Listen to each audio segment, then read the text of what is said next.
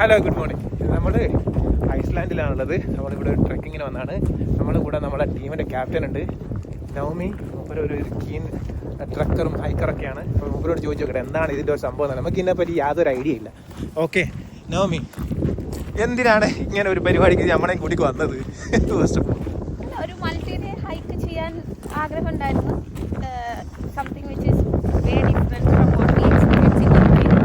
Okay, this is close enough and wild enough where you can experience all weather in one day. അപ്പോൾ അങ്ങനെ okay. പക്ഷേ ഇതൊരു tough അല്ല. I mean you are carrying probably about 15 kilos ആണ് എന്നോട് പറഞ്ഞത് അല്ലേ? സോ ആ 15 കിലോ കൊണ്ട് പറഞ്ഞാൽ ഇത്രയും ദൂരം നടക്കുക. എത്ര കിലോമീറ്റർ ഉള്ളത്? Full trail is almost 70 kilometres. 70 plus ആണ് ഫുൾ ട്രെയിൽ. ഓക്കെ. അതിനുള്ള ഓൾ വെതറിനുള്ള ഗിയർ വേണം, ഫുഡ് വേണം, എല്ലാ ദിവസവും ഉള്ളത്.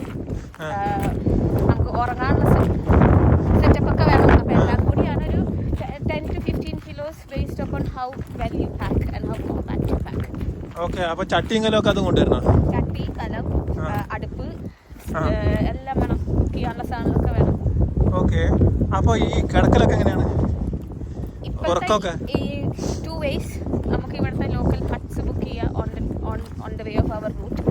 അതല്ലെങ്കിൽ റിയലി വൈൽഡായിട്ട് ചെയ്യണമെങ്കിൽ യു ക്യാൻ സ്ലീപ്പ് ഇൻ ടെൻറ്റ്സ്.